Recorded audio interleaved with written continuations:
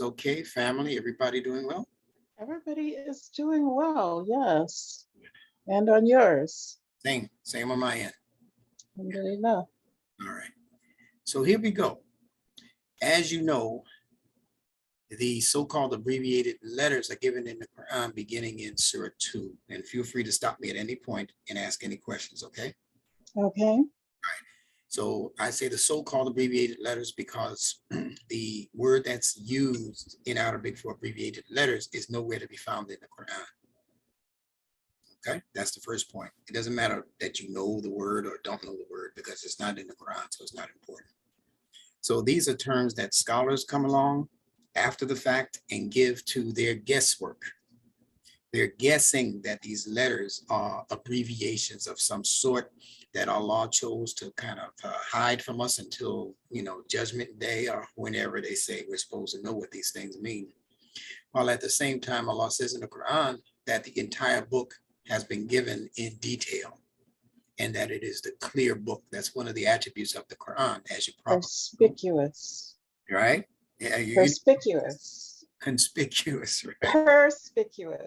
Perspicuous. Yes, I'm sorry, perspicuous book, the clear book, the book that provides absolute clarity, etc., etc. Well, Allah turns around now to tell us, as they would say, that there's some parts of it that I really don't want you to know. Well, my question is, why did you reveal it? No, I'm not trying to be funny with Allah because I know Allah didn't say that. Allah said that it is the perspicuous book. It is the book full of clarity, and He also calls it the book that provides detail. And detail means that you don't have to go outside of the Quran to know what the Quran is and what the Quran means by what it says. You don't have to check with afterthought types of researchers, Bukhari and Muslim, for all of the good that they might have done in collecting those afterthoughts. And when I say afterthoughts, it's because these people came along 250 years after the fact, after the prophet's passing, after the true history had been established by the prophet and his immediate companions. For 250 years, there were no hadiths. So now all of a sudden, 250 years later, they say we need the hadith. Not just that they are in aid, but we can't understand the Quran without them, is what they tell us.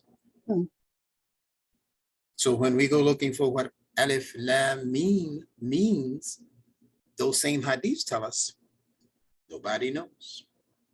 Only Allah knows. Question. Yes. Question about hadith.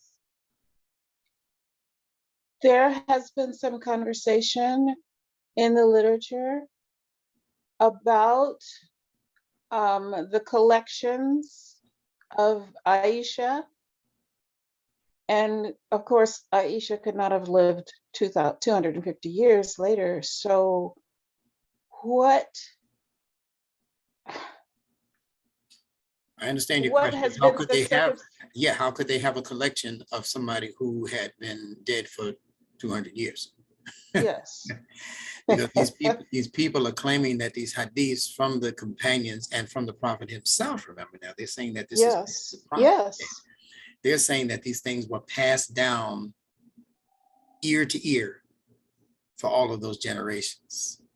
Yes. Now, I would say about what they say that, first of all, in our day and time, according to our law, hearsay is inadmissible in any court. You can't go in the court talking about what you heard or what somebody told you. You have to go in there as an eyewitness, correct? Right. So that's the first thing, according to our modern law. Now, maybe they were doing something different back then where they depended on what people told them. But we also know that the reliability of things that you hear with all innocent intent, we understand that. It's not that these people were criminals. It's not that they were intentionally trying to lead anybody astray. But the nature of hearsay is that I could pass something on to you, Winona, right now. You could hear me say it and then go repeat what I just said to you to somebody else and get it wrong. Right. Okay. We remember the little game we used to play in grade school, teacher gives you one thing to say into somebody else's ear, you sit in a circle, and by the time you get finished saying that same thing that you thought you heard, by the time it gets back to the teacher, it's almost totally different. none of it. Yeah, none of it is basically what you said. And it doesn't mean the people who pass it around in the circle are evil people. It just means that that's just the nature of hearing and hearsay. So hadiths on the most part, not on the most part, on the total part are hearsay. And we have to understand the fact also that Allah calls the Qur'an Ahsanul Hadith, the best or the most excellent hadith. And then Allah asks the question, and in what hadith will they believe in after this? So what came after this, meaning the Quran? What came after that were the hadiths that they tagged with that title or name, hadith. So those are really not the reports of Muhammad the Prophet, can't be proven. They're not the reports of the companions of Muhammad, the wives of Muhammad, etc. Those are not their reports. People put their names on those reports. And it's not that there weren't things that were said. Of course, if you have someone in your midst, like a person who is saying that he is the last prophet of God, you're going to try to remember practically everything he told you. But they also have some hadiths where they say that Muhammad himself said to get rid of it, not to collect anything that he said on his own, but to only collect that information that he told them was wahi, or inspiration, revelation. Mm-hmm. Because even in his day and time, they were abusing his common words, like we abuse the common words of our friends when we are trying to pass on information that will get us something that we want. Yeah, well, Johnny said, you know, and Johnny didn't quite say it like that, or with that spirit, or with that tone, or even with all of those words, but we say Johnny said. Well, they were doing the same thing back then. And what Muhammad was saying as a person, not as a messenger, but as a person, became so manipulated as information that the Quran itself says and puts into the mouth of Muhammad the Prophet that my people have abandoned this Quran. That was in his day and time. That's a part of the Quran. That's a part of the revelation. So it wasn't 250 years later that this began to happen. It happened right there in his generation. So that's the first thing to understand. We won't go into a lengthy thing on the hadiths. We'll do that in the class at some point. But the original point that we were making here was that it's the hadiths that told us that there's no meaning or no comprehension related to these so-called abbreviated letters, when in fact there are, but you have to be a diligent student, one who, as I always say, has a proclivity for pondering. You have to be one who ponders information, and doesn't mean that because it's detailed that you're just going to start reading and get it or understand it. It means you have to begin to make the connections in the logic of what the Quran is establishing. You have to do comparative analysis of the words that Allah is using. He used it this way here. How does he use that same word somewhere else? And does it mean the same thing? Because it should have a relationship. So that's how true scholars approach the Quran. And you don't have to be a PhD or master's degree person to be a scholar of the Quran. You just have to be one who dedicates yourself with a particular level of discipline to studying what Allah has said in the Quran. We pay attention to what our attorney says. I bet you that, especially in a lawsuit. So how come we don't pay equal attention to what Allah says? And he created the attorney and us. Make sense? Absolutely. All right. So let's talk about these three, what I call signatures.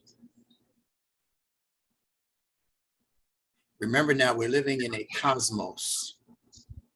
We're living in a cosmological reality where Allah has created a particular world. Well, we can't even say worlds, plural, for us to live in as people of Earth, or earthlings, we might call ourselves. But there are other planetary bodies out there. There are other life forms out there. There are other interests that are out there that human beings have been speculating upon for thousands of years, I'm sure, maybe millions of years, that we've been in touch with these galaxies and these planets and these lights. It's called stars and all of these other things. So that in and of itself has developed a particular level of curiosity in the human intellect. So what Allah is doing in the Quran is that he's opening up to information that will allow us to delve more deeply into the meanings of these things that have been obscure, that we have been curious about, but not really having any kind of deep understanding of because we're not out there. But what Allah says to us is that what is out there is also in you. So you don't have to spend millions of dollars at NASA to figure out what that is up there. When Allah says that he has created instructing signs in 3 places, do you know what those places are? In the creation. 3 places in creation. I don't know that I can answer in that way. Not a problem. That's what this class is for. After this class is over, you'll know how to answer this easily. Allah says that he has created what are called the ayat. Do you know the translation of that? Signs. Yes. And even furthermore, it's been translated as instructing signs. Yes, instructing signs. Okay, instructing signs. And he said that he's placed those signs in the heavens, so-called, or in the skies, as we like to call them. He's placed those signs in the earth, where we are, where we reside. And Allah says that he placed similar signs in us. Those are the 3 places. Repeat them back to me.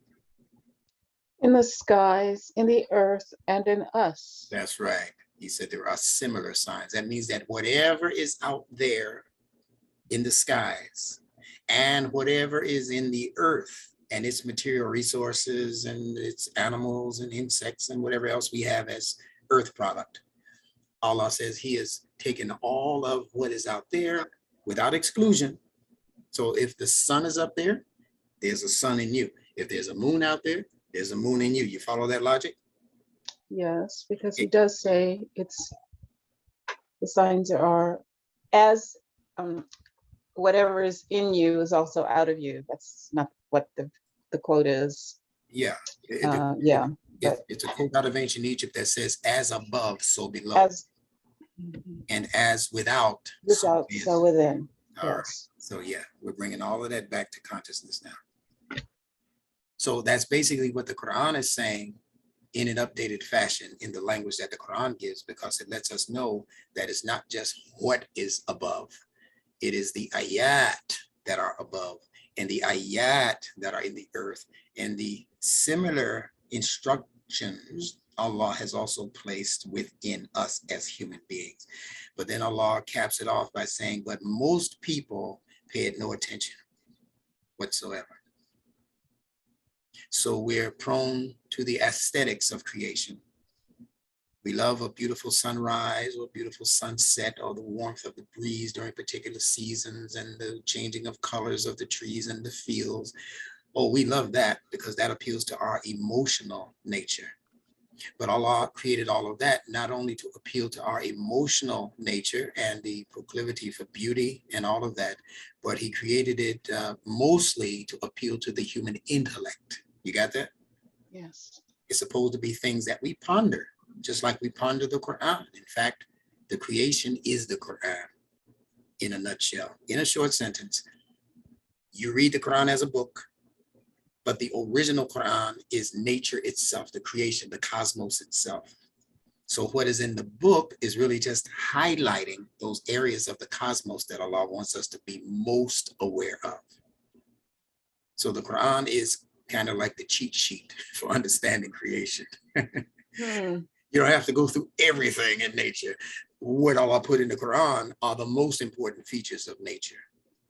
Make sense? Well, yes. I was writing yesterday, and I didn't use cheat sheet, but I did use manual. Yeah, very good. Manual. I know people don't like to think about the Quran as cheating, but I have a reason for using that term. It's because Allah says that the Quran guides many, and he says, and the Quran also leads many astray, but none go astray except those who have an inkling or a proclivity for going astray, right? In other words, when you approach the Quran in a manner that is not befitting of an innocent seeker of truth, and you're actually approaching the Quran to try to poke holes into it, to try to say, see, the Bible is better than this book, or they stole this information from whatever ancient or whoever, or Muhammad was tutored night and day, as the Quran says. When you approach it with that attitude, then Allah allows your intellect to be cheated out of the jewels, out of the truth, out of the true message. But it's only because that was the attitude that you brought to the Quran. It's not because that's what the Quran is per se. It's because that was your particular focus, and Allah just gave you what you were looking for in the mirror. Make sense? Yes. Okay, let's push on. Time flies when you're having fun. Yes. All right. So we have Alif, Laam, Meem at the beginning of the second surah called Al-Baqarah, and it's found at the beginnings of some other surahs. These so-called abbreviated letters are only found at the beginnings of surahs in the Quran. They're not tucked in to the interior of the surah. They're always found as the first ayat of the Quran. So just to get back to the word ayat, it does mean instructing signs. And if you look at the word ayat, even without understanding Arabic, if I were to tell you that as a singular word, or a word referring to a single instruction in the Quran, or what they call verse, you would pronounce it ayah. Can you say that? Yeah. Yeah, just A-Y-A, if you were to transliterate it. Ayah, all right? And when it becomes plural is when you add the elongation and the T ending. Ayat, ayat. That's what makes it plural. Okay? Yes. All right. So the true word is the word that begins with an Alif, which is the first letter of the Arabic alphabet, and that ends with the Ya, which is the last letter of the Arabic alphabet, in case you didn't know that. So there's an instruction even in the pronunciation and the spelling of the word ayat, in that it's the only word in the Arabic lexicon that reflects the first letter and the last letter, which means that it should theoretically encompass everything in between. Because if you know that the English alphabet runs from A to Z, and if you tell me, yeah, I know the English alphabet, 26 letters, they run from A, the first letter, all the way to Z. Okay, well, if you learned A, B, C, D, E, F in grade school and you stop learning there, then you can't say that you understand the entire alphabet. But if you say A, B, C, D, E, F, G, all of the way to Z, then I trust that you know the entire alphabet. And because you know the entire English alphabet, you can now pretty much spell any English word that I throw at you if you're listening closely enough to the way I'm pronouncing it, or you'll remember it if I wrote it, because you're familiar with all of those letters between A and Z. Grasp that? Yeah. Yes. All right. So it's the same thing with the word ayat. If Allah gives us the word ayat to describe instructing signs in the skies and instructing signs in the earth and instructing signs in us, that means that in ayat, that plural concept should cover everything in the cosmos. Yeah. No exception. All right. Okay. So what Allah is giving us in these signatures is information that encompasses everything in the cosmos. And later on in the actual class, we're going to be investigating these signatures, of which there are 14, if I'm remembering correctly. And all of these 14 cover the entire gamut of what is called the zodiac, meaning the 12 major signatures in the cosmos, from Aries, which is the first signature, all of the way to Pisces, which is the last signature. That's why we're going to be studying so-called astrotheology. We began it in the last class, and we're going to continue it after we conclude the 10th part of the Salat series this Sunday. All right. Now, Okay. if I'm correct, that means that the way that these signatures are positioned in the Qur'an, meaning the exact order that they come in, Alif, Laam, Meem, if you take into account other letters or signatures that are introduced in the Qur'an in sequence, if I'm correct, then that sequence should reflect the exact sequence in the zodiac. You getting excited yet? And it can't be happenstance if that's true. Well, we'll see whether that's true, but not in this 1 hour that we have together. But as the class progresses, you'll see that that is true. Okay. Okay. Now we're talking about age-old secrets that haven't been figured out for over 1,000 years. And the only reason people won't believe it is because a Negro is teaching it to them. It's the only reason not to believe what I'm saying is because when you look at me, you see yourself in the mirror and you say, nigga couldn't come up with that. Oh.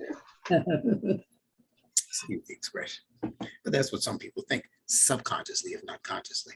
Let's continue. So we have Alif representing Aries, the first signature in the zodiac. We have Laam representing Taurus, the second signature in the zodiac. And we have Meem equaling Gemini, which is the third signature. And these are the only three we're going to deal with today. And I'm going to show you the corresponding logic, take them out of the sky, out of the heavens, bring them down to earth, and then implant them within you to show you where these signatures are in your own psychic makeup, your biologic makeup, your psychic makeup, your emotional makeup, the makeup of your intellect, and the makeup of your very instinctual nature and drives. Is that making you excited? I'm excited. Yes, I'm excited by the whole thing. All right.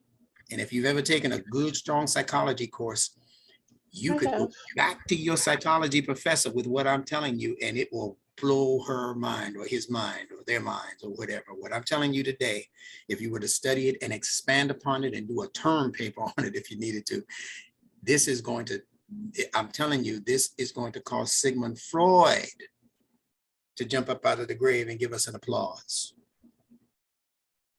Say, man, that's powerful. That's some powerful psychology there. It's better than what I stole is probably what he'll say. It's better than what I stole from ancient Egypt. That Qur'an, that's a heck of a book. Sigmund Freud would probably agree with that. All right, so here we go. Let's talk about Aries. Aries, if you want to know where that is in you, as an instructing sign in you, it's in the intellect. You got that? Yes. It's in the intellect.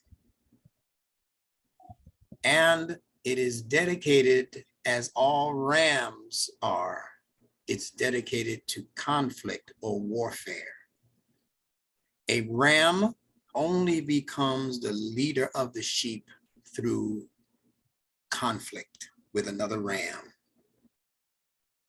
Going to war with another ram with those big old horns. It has to bust up against another ram until that ram gives in and says, you got it, homie. You're the leader. I'm going to find me another, bunch of sheep that I could possibly be leader over. So Aries also represents the nature of conflict or warfare. We're talking about personalities now that are not only human, but personalities that nature herself actually regulates. Winter could be considered a type of warfare. The seasons can be considered peace, the bringing of peace, or the bringing of conflict. When it comes to storms and tornadoes and earthquakes and those things, they represent upset in nature. And they remove things. Sometimes they sweep out whole forests and remove them so that new life can come in and progress. So all of these things are related to this particular instruction that we have in what they've termed Aries. All right. And again, it represents the intellect. So when you read a good book on astrotheology or cosmology or any of these other sciences that deal with the zodiac particularly, when you read about Aries, keep in mind that you're also reading about the nature of your intellect. You got that? Mm-hmm. Yeah. And the intellect only becomes strengthened through conflict. If you just accepted everything somebody said, you wouldn't have a developed intellect. Your intellect has to be able to stop and choose and say, wait a minute, I have to make an internal election. Remember that? That's what the word intellect means, as you know. It means that you have to now stop and say, you can come in information, and that's the other stuff that I'm not understanding. You got to find somewhere else to be. That's what the RAM does. That's the RAM in you. And it's operating all of the time as your conscious mind. Make sense? Yes. You need a breather? No, I just wanted to say that I never wanted to actually look at this ayah in a literal sense, because or wars anyway, any place in Qur'an in a literal sense. They may be literal, but I have preferred to think about the warfare that goes on inside of yourself, inside of your mind, your intellect, as well as in your soul, as to what choices you make, what kinds of choices that you make, what your life ought to be like. You choose what you want your life to be like in accordance to what Allah has laid out. And it's a struggle. It's a fight. It's a war. And so I have always preferred to think about this and other references to war in that regard. Yeah, and that's a wonderful way to think about it.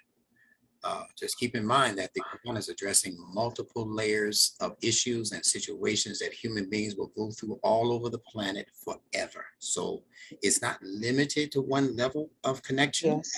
Yes. But it's whatever works for you that's important. And because you're not involved in any physical warfare, any physical bloodshed, then that's not what you would be concentrating on when you read about that in the Qur'an. Your bloodshed might be emotional, right? It has nothing to do with physical blood.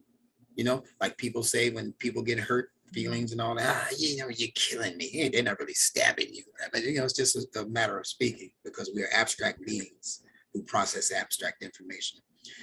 But the more valuable information, I would say, is exactly the way you explained it. As far as warfare, the warfare that takes place in you.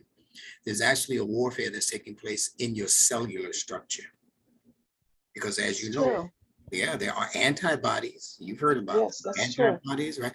There are white blood cells that are soldiers operating in our bloodstream, so that when some foreign substance, some toxin or something comes in, those white blood cells, they rise up to the occasion. They come with their gat, whatever they fight with, their shields, and they are on the job until that enemy force has been put to rest.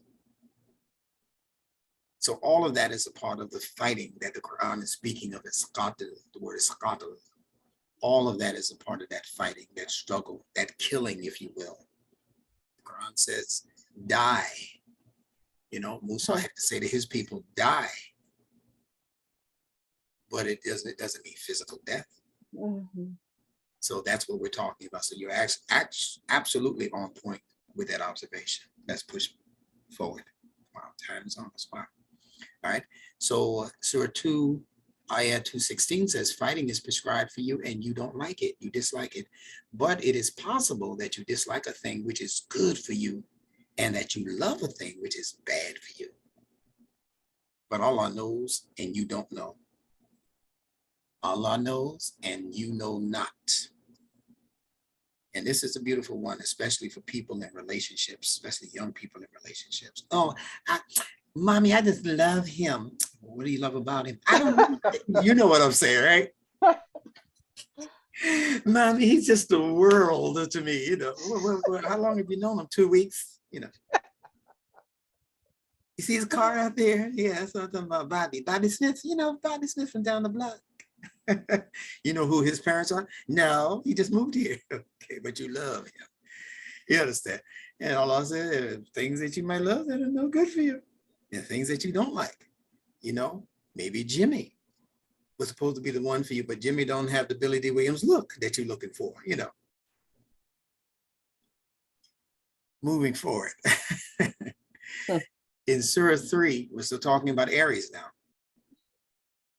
In Surah 3, Ayah 121, Allah says, remember that morning that you did leave your household early to post the faithful at their stations for battle. So we're still talking about conflict. Okay. And Allah hears and knows all things. Now, the important point in this particular ayat is that Allah mentions the morning. See, Aries is the signature that appears first in the zodiac. It is literally the morning or the dawning of the zodiac. You copy that? Mm-hmm. Okay. So you did leave your household to post the faithful at their stations for battle. Each one of these zodiac signatures is called a station or a post. Mm-hmm. This is why Jesus had 12 companions that are called, what do they call the companions of Jesus in the Bible? Disciples. That's one word, and disciple is from the word disc, D-I-S-C, which means spinning objects. It's still talking about planetary bodies. And they are also called apostles. Yes, of course. Which includes the word post, because they are posted. Each one of these signatures are posted in the cosmos at particular regions, and they perform particular functions. And that's another connection between Jesus and his 12 disciples, with Jesus in this case representing the Son, S-U-N, not S-O-N, as they have tricked us into believing, but the S-U-N, which is the centerpiece around which 12 signatures revolve.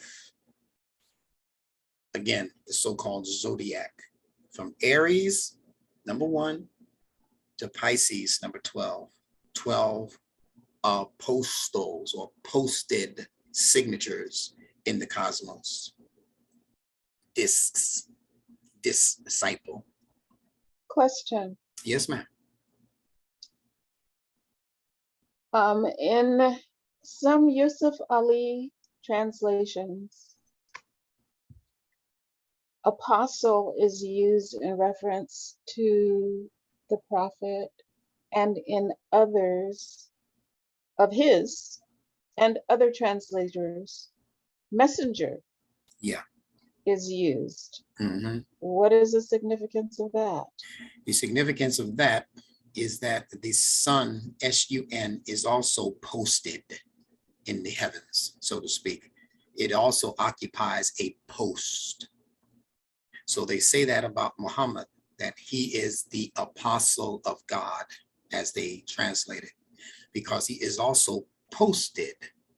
Those who go deeper into the esotericism of those statements understand that the prophet occupies the same position, position as the S-U-N, in the same way that the Bible depicts Jesus as being the S-U-N of his 12 disciples. That's the first thing. And of course, they say that Muhammad, as a messenger or as an apostle, had 4 major ones around him, right? You know, his 4 closest companions. Yes, yes. Yeah, it's just describing, it's only describing the 4 seasons within the cosmos. Yeah, and there are earthly seasons, 4, winter, spring, summer, fall, but there are also cosmic seasons that are representative of the same nature of earthly seasons, but they're happening on the cosmic level. So there are cosmic winters, there are cosmic summers, there are cosmic springs, and there are cosmic falls. We'll get into that later on in the class. So it's Muhammad as the S-U-N. That's why they say follow his S-U-N-N-A-H. There's no mentioning of Muhammad's sunnah in the Quran. Where'd they get that? Because they're following astrotheology and they're following numerology and they're following all of these other sciences that they don't want average common people like you and me to find out about, lest you come into their level of wisdom and understanding.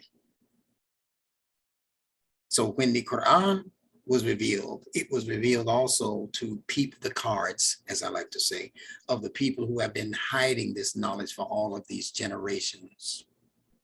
And Allah does it by presenting the sun in the Quran, called Ash-Shams, the sun, as a symbol of the messenger also. Ash-Shamsi wa duhaha. If you're familiar with that surah called the sun. Yeah, it's not talking about the sun in the heavens. It's talking about the sun as the messenger of light giving, light bearing. Yeah, that because the sun distributes its light, right? Irregardless, you can be Al Capone, just got finished slaying 15 people in a row, and you come out in the daylight, guess what? The sun is still going to shine on you because it's an equal distributor of its gifts or of its light. That's what Ar-Rahman means. Mercy that's given regardless. It's given across the board. Doesn't matter what you did, what you didn't do. Doesn't matter if you follow guidance, if you believe in God, it doesn't matter. Ar-Rahman is that mercy in the cosmos, that cosmic mercy that embraces you and that gives you, even Stephen, what it gives everybody else. Even if you're the most wicked Pharaoh on planet Earth, it's going to give you what the most righteous man on planet Earth is also getting. It just changes texture when it becomes Ar-Rahim. Then the bad people get locked out of that mercy. Oh, it's so beautiful when you understand it. All right, let's push on. You good with that? I have lots to think about already. Yeah. You're going to get to replay and you'll get a chance to study it on your own. You know my style. I like to pour it on you. All right. But this is good for you. Trust me. You already know it because I hear in your statements, in your emails, how it's affecting you. So I know that my strategy for teaching is the correct strategy for you. Okay. All right. I think so. I know so. All right. So that's Aries. And as your personal property, it represents this precious intellect. And what does the word intellect mean as an Arabic word? They call it the aql. Have you heard that word? Yes, I wrote a paper on the aql. Okay. And I don't think the professor actually read it. He gave me an A on it, but I'm pretty sure from what I have learned about that word since I wrote that paper, I don't think he read it. Got you. Well, he might not have been as familiar with what you learned after the fact. Who knows? So to your understanding, what does the word aql mean? Aql has to do with the intellect that Allah subhanahu wa ta'ala has built in to the human being. And when he shaped, and it could be soul, it could be another concept related to aql, it could be your soul. When it was said that he shaped the human being, that he blew some of himself into this human being, that's what makes us human. And aql is the intellectual part, the thinking part, where it says, thinking man, thinking woman, the psychological part. It is all of that put together that allows us to choose the challenges along our road. The road, by the way, that Allah has chosen the beginning and the end, but we choose all the places in between, you know, those places that we choose in between, according to the development of our akal. The choices that we make help to make our path easier or more difficult. But all of that together is part of this special thing that Allah has created us. No other living being has it but the human being. But because it is part of himself, part of Allah's self, spirit, soul, it's what makes the human being special in creation. Good explanation. I'm going to dust it off a little bit for you. Okay. Okay. Now, what you're actually referring to, that the Quran says Allah blew into the creature, is called ruh. Yes. R-O-O-H, or whichever way you want to. R-U-H, yeah. Yeah, R-U-H, ruh, okay? That's different than aql, but we won't go into all the nitty-gritty differences. But to just go back to your point, the aql is translated as intellect, but I need for you to be aware of something very important when it comes to the Quran. That aql as a noun, description of a thing, is nowhere in the Quran. It's true. Yeah, what is in not like that. Not like that. No, not just the noun. No, what is in the Quran is that same root word, but as a verb, as an action. Akaluna. Yeah, so Allah speaks about ya'qilun, or do they not use their intellects? Yes. So when we read those translations, we're thinking that Allah is describing a thing or a noun called aql, but it's not.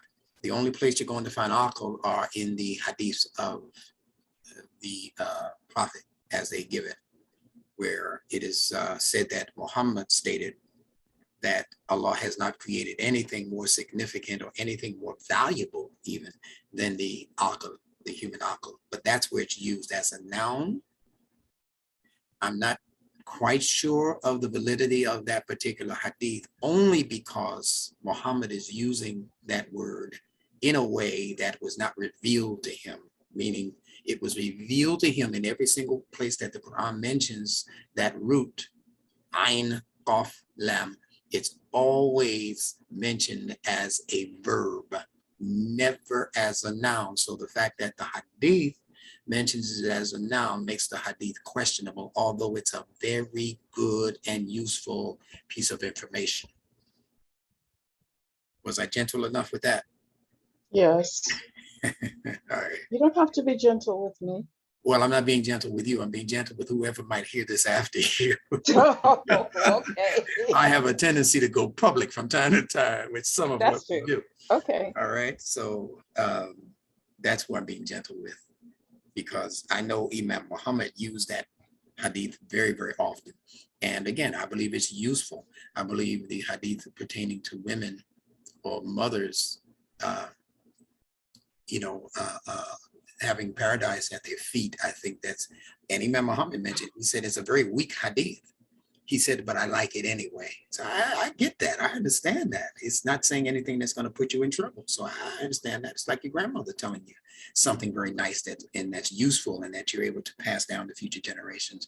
We have no problems with hadith like that. It's just the ones that paint Muhammad as a child molester and as a pedophile. And those kinds of hadiths that speak about the Prophet in these disparaging ways, that's what we have a problem with. We don't have a or crazy things that seem to be supernatural. Oh, the That water, you know, he made crazy wudu and stuff. springs of water came up from between his fingers and everybody went sipping at the water after he made wudu and all that. That's nothing but person worship. Yeah, that's idol worship. You get it and all that. And that's another class. All right, let's push past this. All right, and obviously we're going to go a little bit over the hour that we planned. In fact, we started a little late, so we'll give that leeway also. All right, so Yakilun, that's the process of how the akal is acting or being activated with your mind. Okay. But the word akal from the root letters, as I said, of Ain, Qaf, Lam, akal. Ain, say it after me. Ain, Qaf, Qaf, Lam. Lam. Now say them on your own, back to back. Ain, Qaf, Lam. Beautiful. I expect for you to remember that the next time we get together privately. Got it? I know you got that. No. That's easy. There you go. Almost forgot who I was talking to. All right. I love it. Okay. Now, that word in the Arabic lexicon did not originally refer to the intellect. And here again is what a lot of Muslims are not aware of because they don't study the history of Arabic. I don't expect them to. The word aql was actually a reference to a rope, R-O-P-E. And it was a reference to a rope that was used to tie something so that thing wouldn't get away, like your horse, when you get off and you rope the horse up to the, whatever they call that, right? That post, the post, right? They roped, or you tie the camel, you know, there's a very famous hadith about tying your camel. Well, the thing that you were tying your camel with is called an aqil and an aql. And the Arab, the ancient Arab, when he would get off of his camel or off of his donkey or his pack animal, he would tie that, he would take his turban, which is also called aql or aqil. Yeah, that's what his turban is called.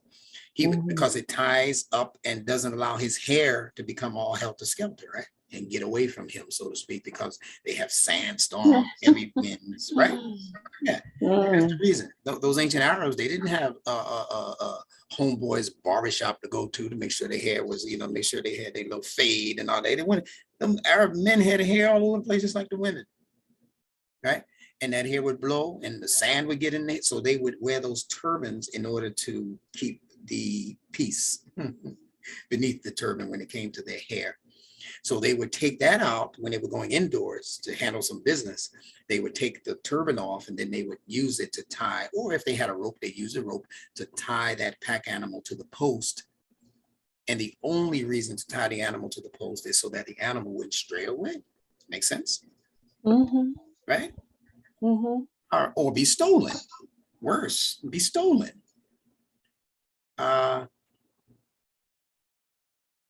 So when the Qur'an was revealed, they developed that word aql as a noun, and they allowed it to mean that which is to be used so that something that you need will still be there when you get back to it. Now, what were they referring to? They're referring to human emotionality. That there are times when you're supposed to tie down your wayward feelings about things for purposes of being able to conduct more important business than just how you feel about somebody or how you feel about a situation. Sometimes you have to go negotiate on the part of yourself, maybe your family, maybe your tribe, maybe your country. You have to negotiate like they're doing now. They got to go talk to the Russian leaders and the Ukraine leaders and the leaders in the Sudan. And it doesn't mean that the president likes the president of the Sudan, but he knows that for progress' sake, he's got to put his feelings aside. That's aql. You have to tie those feelings down so they don't get away from you. Does that make sense? Yes. Yeah. And then when you're finished, you come back and you untie the animal and you allow the animal to take you to the next place that you need to be at. That's so when Allah says, do they not use their intellects? Allah is saying, do they not use what I have created in them to tie down that emotional self so that the rational and progressive mind can do what I designed it to do? Make sense? Mm-hmm. All right. That's how you use that properly. All right. So you'll know also about the Ram, which should be a part of your study when you're studying these three signatures that I'm introducing to you. Study the Ram. And one of the major features of that animal is that it's able to balance itself on very thin, Precarious. yeah, ledges and hillsides, mountain sides, right? We'd be scared to death to be up there with no rope. But the sheep and the ram in particular can just make its way up the mountain, around the mountain cliff, on a cliff, on these cliff edges and cliff hangers and whatever else they might refer to them as. So that's the ram, but it's talking about your intellect. What does that say about the intellect? Your intellect should seek balance. Isn't that beautiful? Your intellect should not be given to extremes. Your intellect should do that which is necessary to create a situation of balance for you so that when you're teetering on the brink, as we do very often in this life, we won't fall and bust our head and die because the intellect wasn't thinking correctly. So that's another major, major gem or jewel that is contained in the symbol of the ram. And because the ram is the first signature in the zodiac, it means that that ram quality should be the first part of the personality when that personality is out in the public attempting to make progress. Don't go out and show people your emotional side. Don't go out and show people your instinctive side. You know, sex is an instinct. So people out there who are just showing off their belly button and their backside and all of that, you know, all out there, like when they go out like that, what they're doing is that they're putting their emotions and their instincts in front of them as their leader. And that's why they lose. That's why bad things happen to good people, because they don't understand their own human nature and they don't understand how the fitrah has been designed to assist them and teach them and guide them by the permission of their source creator. They don't understand that. So that's why the Qur'an was revealed, to give us the step-by-step methodology for establishing human life upon a divine logic. All right, let's push past. Okay. So the second signature is Taurus. And I need to write that in there.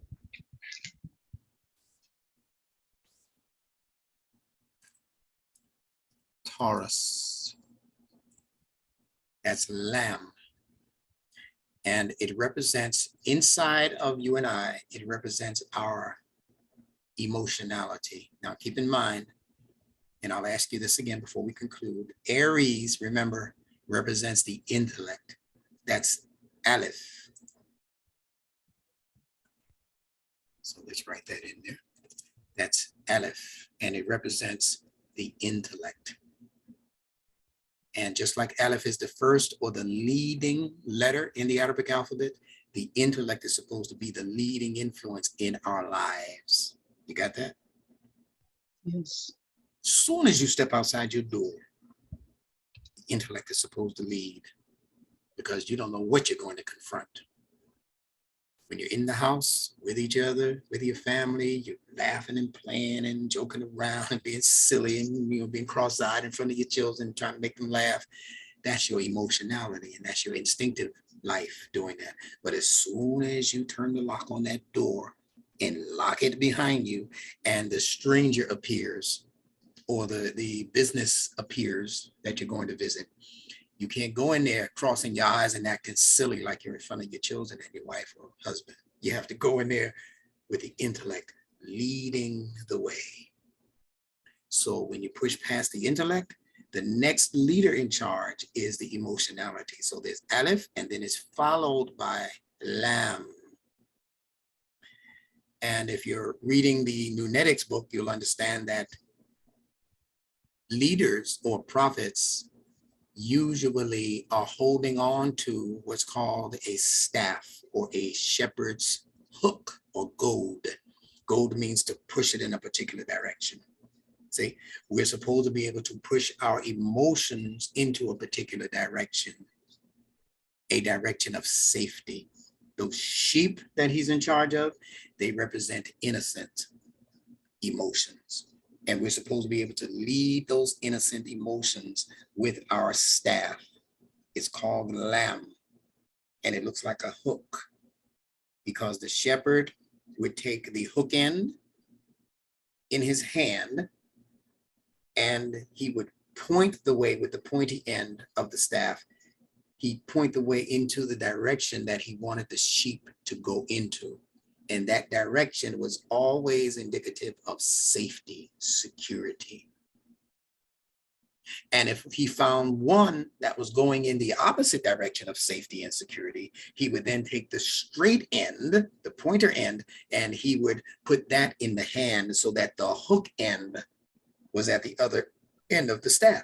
And he would use that hook to hook it around the neck of the sheep and pull that sheep out of danger. So in one sense, or on one side, he's pushing the sheep into the correct direction. On the other end, he's pulling the sheep out of danger. This is so beautiful when you understand it as it operates in the fitra. See, electricity pushes energy out. Magnetism pulls energy toward itself. That's how you know it's a fitra process, because you can compare it to dozens of things in the fitra that do exactly what that staff in the hands of a capable prophet or messenger or leader does. And again, it's talking about your emotionality. Your emotionality is also something that goes outward and something that you also take inward. Am I correct? Yes. Yeah, you send love out to people, but you also expect for people to send you love. And you take that love into your heart, into yourself, and you use it to help you guide your way in the relationship or, whatever it is you're trying to establish. Okay, so that's Taurus. And Taurus is what gave us the science word torso. See, it's the same letters. TRS gives us Taurus, but it also gives us TORSO. Yes, torso. Because Taurus is speaking about emotionality, and emotionality is contained within the torso. Because that's where your heart is. That's where your lungs are, your spiritual life. That's where all of those things that are necessary as functional units that keep you feeling, keep you with a sense of feeling and sensitivities for things and for people and for situations. That's not always in the head. Your head is not always sensitive to another person's needs, but your heart is supposed to be sensitive. So Laam represents emotionality, and it's given in the signature animal called the bull. Remember now, Aries is what animal? Aries is the ram. Yes. And then Taurus is what animal? And Taurus is the, what did you say the Taurus is? It's bull. It's right there on your screen. That's right. Bull. Okay. So now you have two animals to study. The ram and the bull. And even in your brain, the way Allah created your brain, this top layer of brain that does all of the moral and rational processing is called the cerebrum. And that alludes to the cerebrum or ram. The ram is up there making decisions.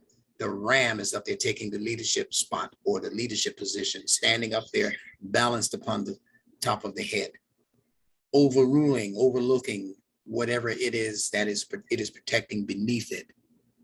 Beneath it is another part of the brain called the limbic brain. Right? So Mary had a little lamb, but how do you spell lamb? L-A-M-B. That's right. But they don't pronounce the B, right? Right. They pronounce it just like this letter in Arabic, lamb, right? Right. But the reason why it's spelled with a B is because it's also referencing the limbic brain. It's a limb, like the staff of the sheep herder. It's just a limb off of a tree that he's carved to do whatever it is he designed it to do. So now go ahead. No, I said, Yeah. So the Aries or the Alif, the leader, the intellect, is designed to butt heads until it establishes its directive. It establishes its authority. That's what the first thing is. The author, the authority, that's Aries. But the second leader in charge is Laam, the emotions. And it is a bull. And even in today's economic language, we have something called bull market. bull market. Right? Yeah. And what's the other one? Bull market. The first one is bull market, the bear market. There you go. Do you know why they're called such? Well, I don't know why they're called such, but I see that here you have bulls, material wealth. Yeah. And when it's the bull market, then you're gathering material wealth. And the bear market is just lumbering down. That's right. The finances are going up in a bull market. Right. The wealth is increasing. Why? Because when the bull goes after something, it goes with its horns down, right? You see the bull, it'd be snorting, but by the time it gets to the matador, what it's going to try to do is come up beneath the matador and throw the matador up high, see? So that's where they get the bull market, because the financial situation is being lifted to new heights. You see? So Taurus is also Toro. Yeah, there you go. Toro, that's right. That's right. Right? That's what it's Toro. And the bear market, of course, is named after the bear because the bear will come at you on its hind legs with its claws out like this, and it'll do it in order to bring something that's up high to bring it down. So the bear market is where you lose money, whereas the bull market is when money increases. Make sense? Yes. All right, wonderful. All right. So the bull is when the material wealth increases. Now, as you continue to read Al-Baqarah, which is telling you about a female bull called the cow, heifer, right? You're going to see that it represents this. I can't stand it. It's all right. It's all right. We're here to learn. I'm here to teach what I do. People say, Instructor Bilal, where did you learn? How is this just coming to you? How come every time we listen to you, we hear something new and wonderful? It's because Instructor Bilal disciplined himself enough to be able to listen to wisdom. And the more you listen to wisdom with a sincere heart and a sincere effort to share that knowledge with other people, Allah opens up portals of information. I'll be honest with you, this is not a stretch. If I never read another book in my life, I'm still good. And I'll still get increase from Allah. Most of the books in my library, I've never opened. I have hundreds of them, but I never read them. I ordered them because I like the title. I might look through them for some reference. But other than that, people say, oh, he's so smart because he read those 100 books in his library. No, I come nowhere to need reading like that. I don't read like that. A lot of this is just inspired, and it's what the average one of you can come into if you just follow the same process that I follow. Learn to trust yourself and not just trust scholars. Yeah, so let's continue. See, you can either use your scholarship, meaning if you have a PhD or a master's degree or whatever, you can use that scholarship to work for you. But most people use scholarship in the form of their degrees, and they work for the degree.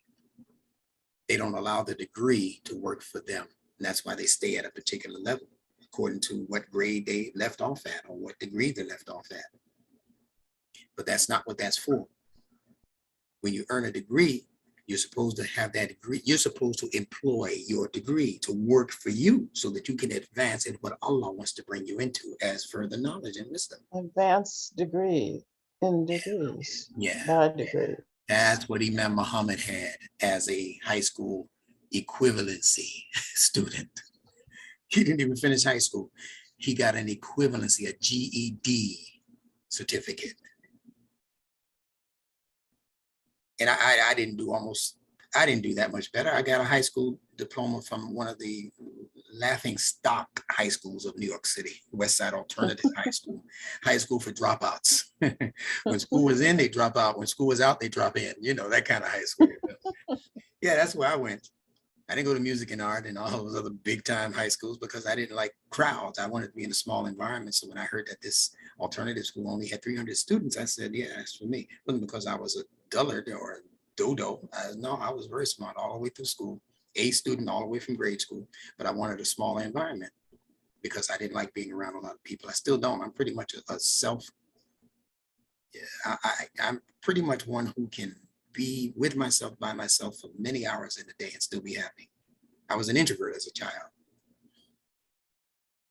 A little bit of an introvert now, are you? I actually still am. I do what I do outside of my introverted nature. I do it for you and for all of the others. But if I never did it another day in my life, it wouldn't bother me. That's what I mean by introvert. I do it because I'm obligated to share what Allah has given me. Yeah, you might not understand that right away. No, I do understand it perfectly because that's me too. Yeah, okay. Yeah, a lot of people are like that. You know, I don't know, you know. I have to do this. I do this because I want to do this. I love doing this. But I love a lot of things that I've given up in life. I love baseball, you know. I don't do that anymore. Some people love being a matador. They don't do that anymore. They're too old now. That bull, I catch them sleeping, boy, and that'll be it. All right, let's move forward. This is great. This is great. This is great. We have to conclude these three. So yes, the bull represents material wealth. Material wealth. And we must control our desire for wealth and contemplate the proper usage and distribution of it. So that's what Musa in Al-Baqarah is warning his followers concerning. The increase in wealth and the proper distribution of the wealth. See, once you get hold of it, it's really a template, step-by-step procedure for how wealthy people are to utilize the gift, the great gift of wealth given to them by their source creator.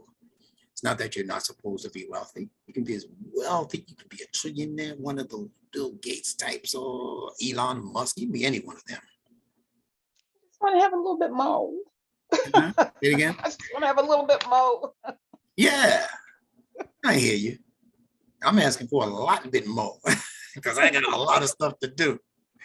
And I tell you, if I get what I'm looking for, all of y'all gonna get some. Okay. Yeah. And I'm not joking. I told my wife that.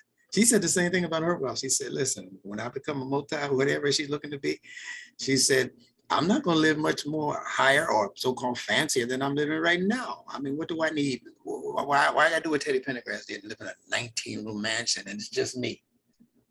19 rooms for who? That's ego. So I don't need all of that. I live in a nice place now. Matter of fact, we're going to downsize in a minute. My daughter's about to get married and move out, and then just me and Karima. What we need is 4 bedrooms. Both of us have our own separate offices. No, yeah, your own separate libraries. Yeah. Oh, we'll fight each other. There you go. Yeah. So we don't need all that space is my point. Nice backyard, nice front yard, nice fitra environment, and be done. So this is what they were being warned against extravagance. And allowing that extravagance to become an idol in their lives. So Moses had to respond to certain questions and concerns that his people had. So in Surah 2, beginning with ayah 67, it says, and remember Moses said to his people that Allah commands that you sacrifice a heifer. Now this is important for understanding the human nature. I'm going to tie this in.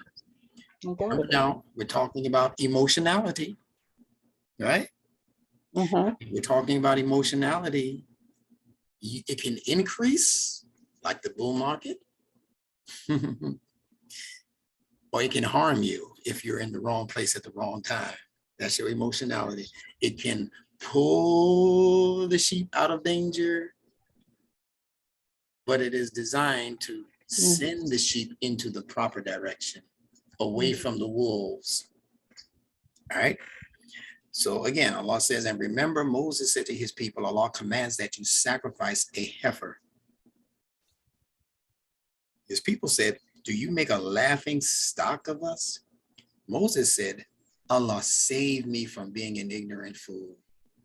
Save me from being one of these jahali is the language of the Qur'an. You heard of the jahali people. Yeah.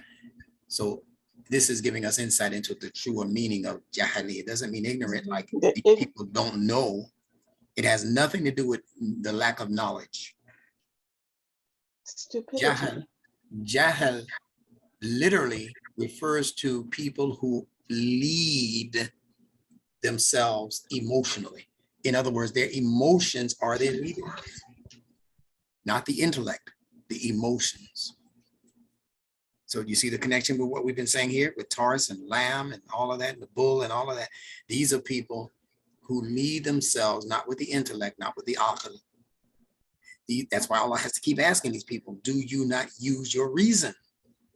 Because they're emotional people. That's the majority of people on earth. They're emotional, but they have to be trained and guided and disciplined enough to be able to use their reasoning faculties. So in the next ayat, which is 268, Surah 2, ayat 68, it says, they said, meaning the people of Moses, beseech on our behalf, your Lord, to make plain to us what heifer it is. Now, what's the first mistake they're making? The first mistake is that they are assuming that Moses he's got a special lock on God, that they can't. In other words, how come you don't ask him? You know, hey man, when you get to the boss's office, I heard you're going to see the boss. You got a meeting. Yeah, well, when you get there, man, can you ask him to give me a raise? Well, why don't you just, do what you need to do to go see the boss yourself and ask him yourself? That's these people. Beseech on our help, on our behalf, your Rabb, your Lord, the one who's growing you up, obviously, to make plain to us, what is this heifer he talking about we need to sacrifice? He said, meaning Musa said, he says the heifer should be neither too old nor too young, but of middling age. This is so beautiful. Now do what you are commanded. Now listen to this very carefully, Winona. Because this ayat is the main clue in understanding what we've been discussing thus far about these three signatures. The heifer representing the wealth, the increase in wealth and wealth distribution, or actually the hoarding of wealth, when you understand it correctly. That heifer, he said, should be neither too old nor too young, but of middling age. Now, let me explain something about a heifer first, because many translators have translated al-Baqarah as the cow. You're probably aware of that. Most Qur'ans are going to say the cow, but that is technically incorrect. A heifer is not a full-blown cow. There are 3 stages to the heifer's growth and development. Do you know what they are? Well, there's a calf. That's one. And I don't know what the We're others discussing are. the second one right now. Well, the heifer. Yeah, that's two. But the heifer is a female. That's correct also. Cow. We'll talk about that. Yes. Then the last one, what does the heifer grow into? A bull? No, a full-blown Well, cow. a bull will be the male. A cow, yeah, the bull is male. Just a plain cow. Just a cow. But it doesn't become a cow, a heifer, no matter how old the heifer grows to be. The heifer It's still will a cow. remain a heifer until it gives birth. Ah. As soon as the heifer gets pregnant and gives birth, upon that birth, that delivery, the heifer is no longer a heifer. It becomes a full-blown cow. You get it?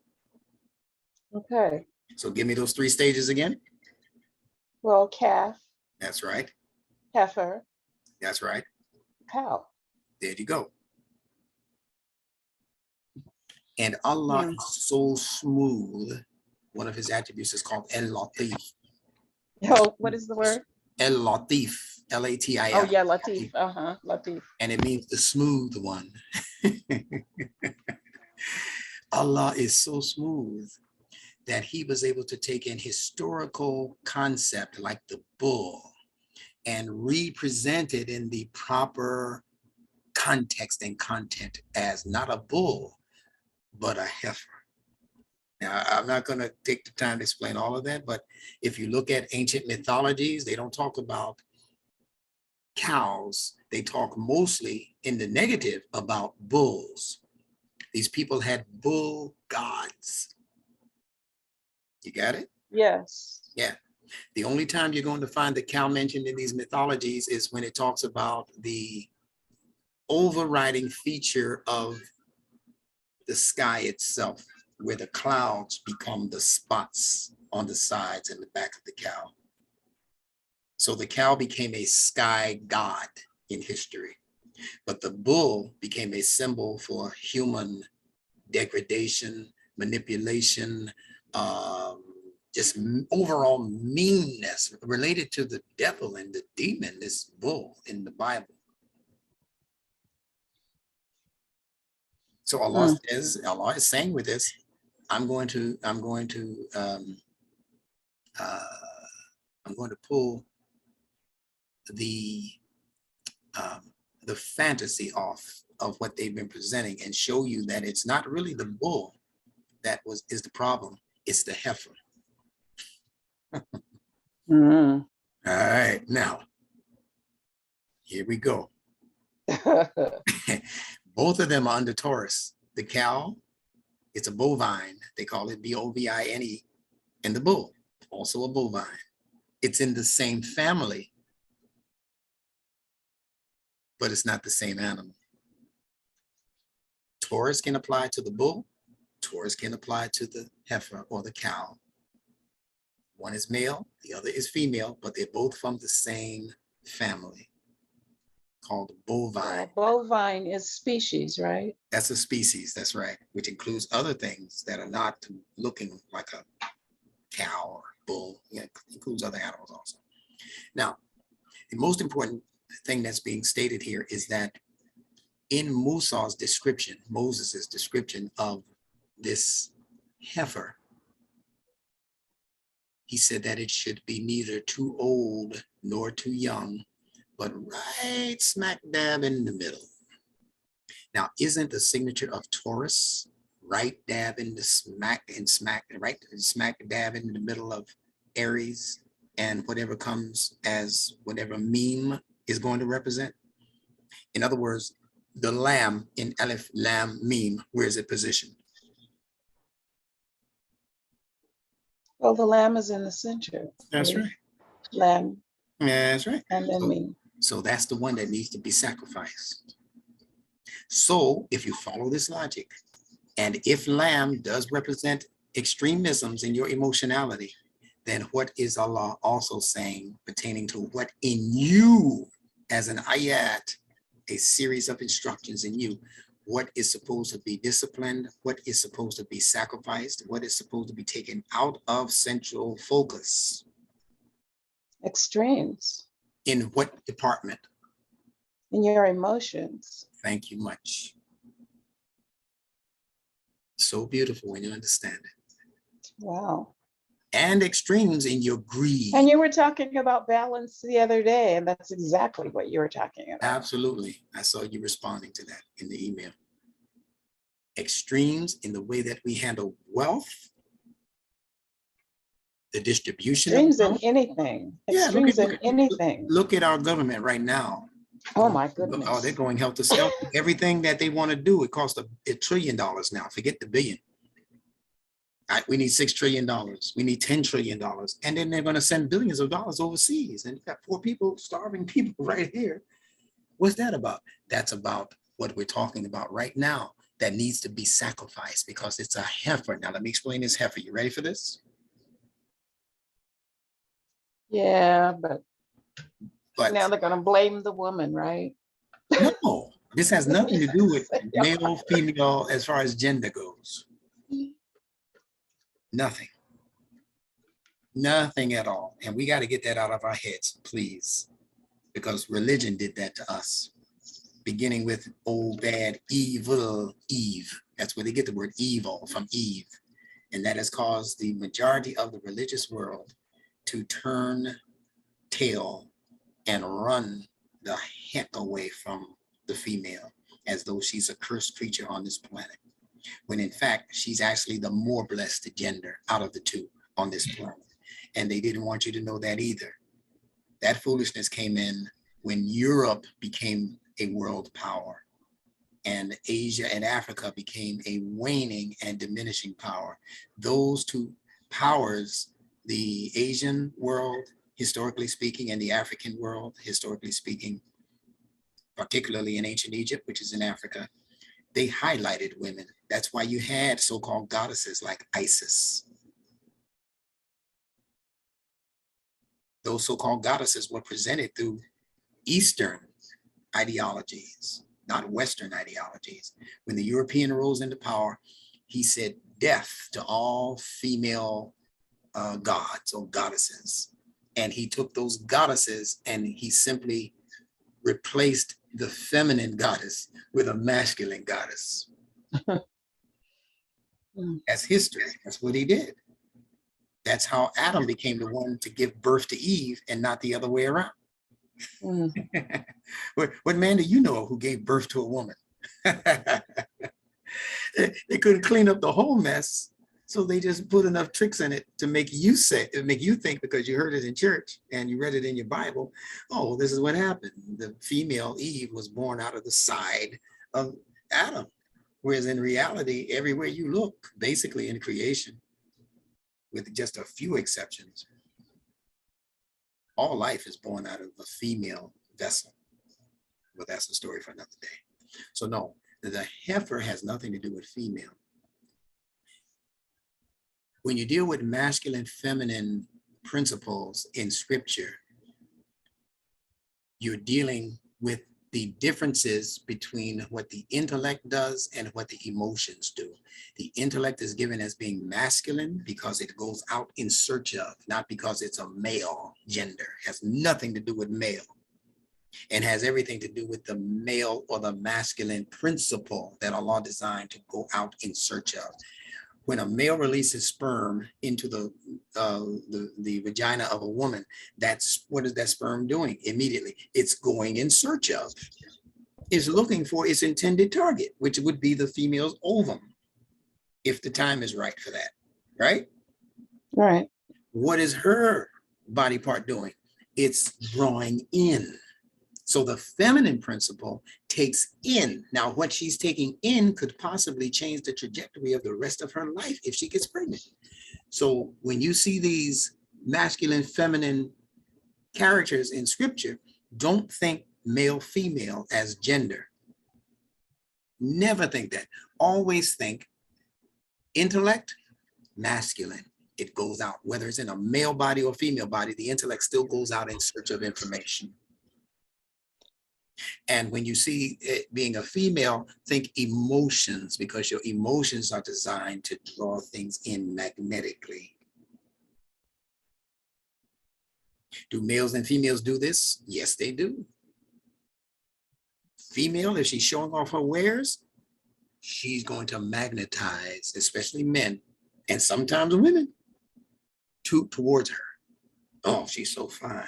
Wow. Even other females will go, wow, she really has a nice body, you know. But they don't say that about most men when they walk by. It could be Billy D or whoever we mentioned before. Women don't snap their heads. They don't get whiplash trying to see who the man was who just walked by. But men will get whiplash. Boy, you let the right woman walk by. He'd be with his wife and get a crick in his neck trying to see in secret what she looked like from behind, because that's just the nature. That's the human nature. That's why Allah said, Garrett, cover that up. Hey, you, cover that stuff up. I didn't create that for that purpose. I created it so that there would be an interest on his part. Because if I don't put an interest in the female body, the male will be like that dude sitting on the rock, the thinker. And he'll be thinking his way into hell. And with no clothes, he don't lost his clothes and lost his house. The only thing he got to sit on is the rock. He ain't even got a chair.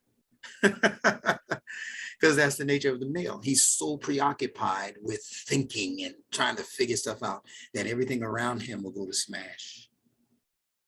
So Allah said, now I'm going to put something in the female that will be a permanent magnet to pull his attention away from the world towards the development of future family life. See, that's how that goes. Did that make sense?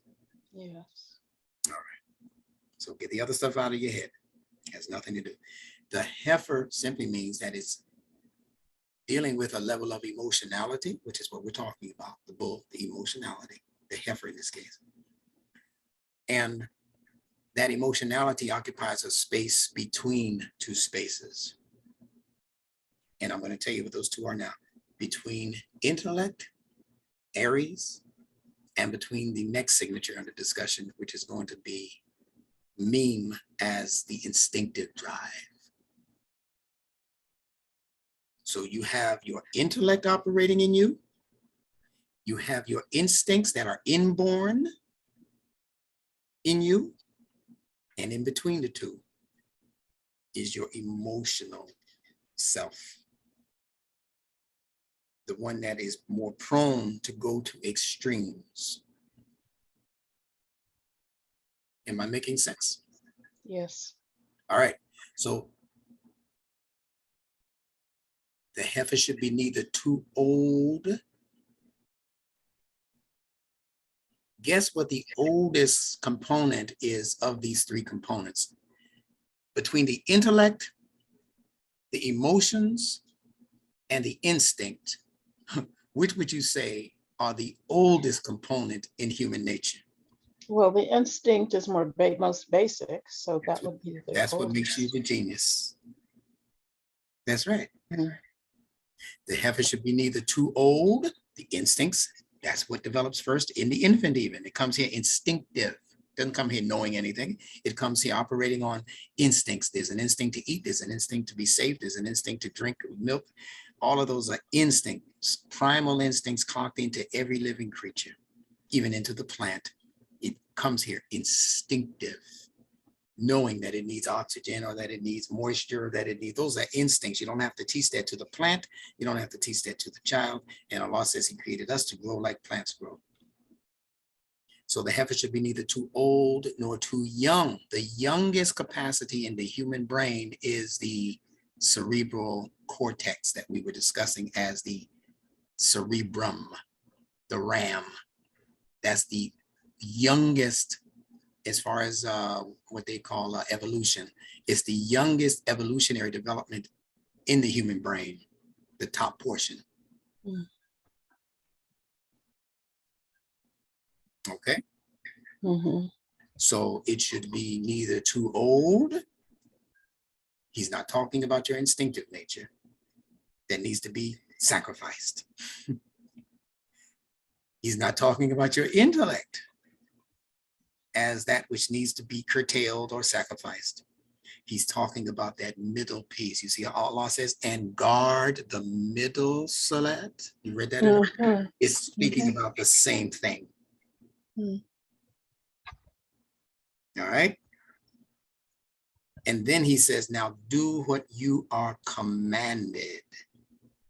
And that's an important phrase or statement, because the commanding part of the brain is the instinctive brain.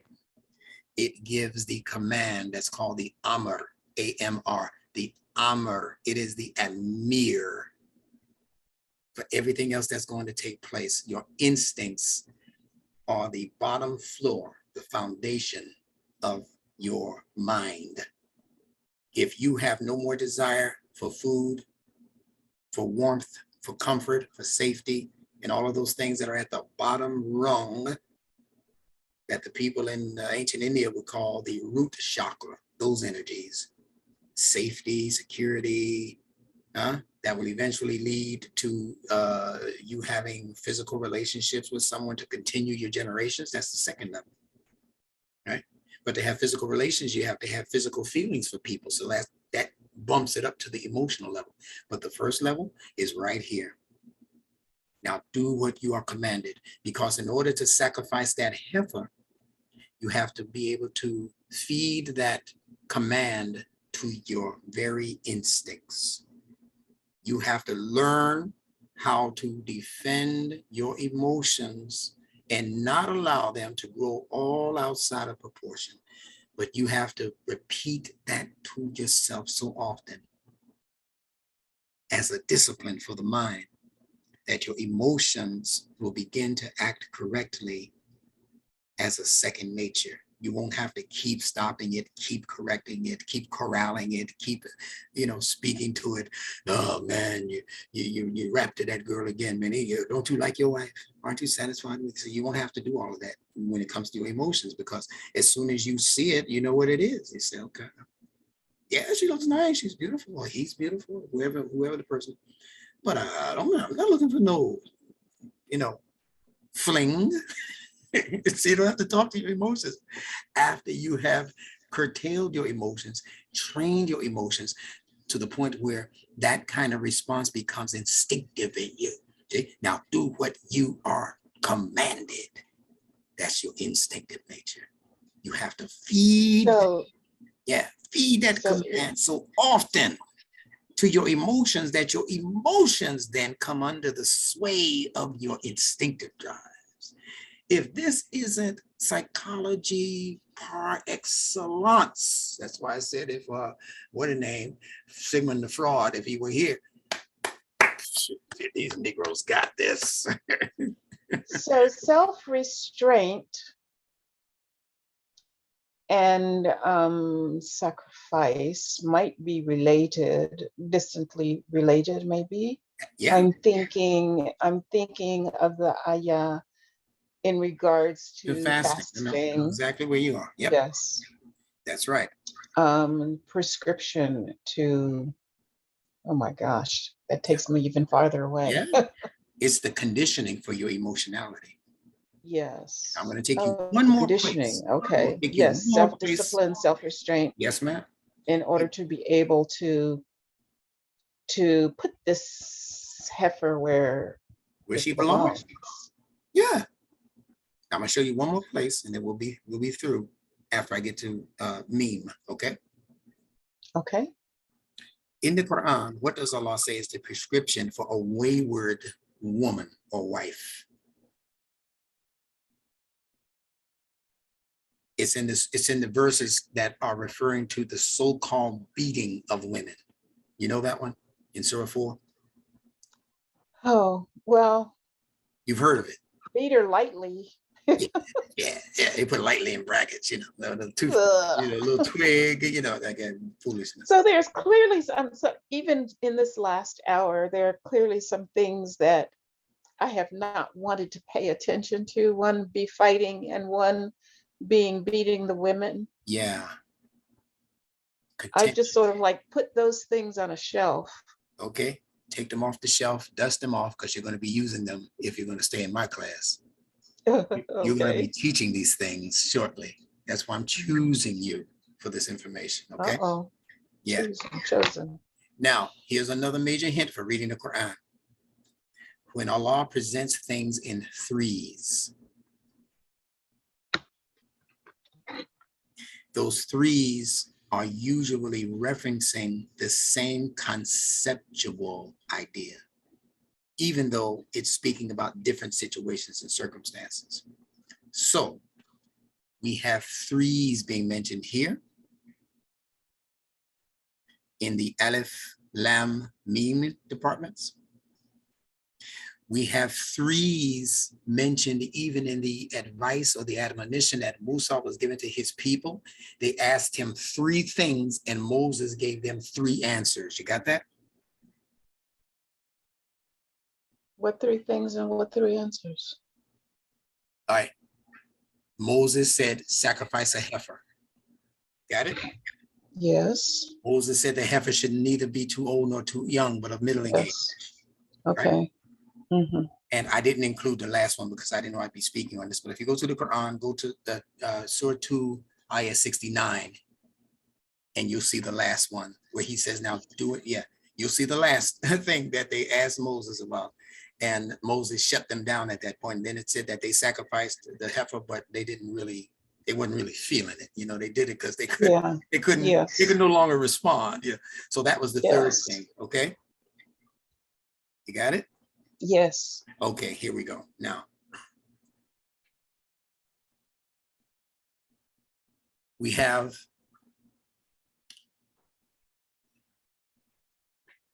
the situation of the beating of the women, so-called, where there are also 3 things mentioned as advice to the man.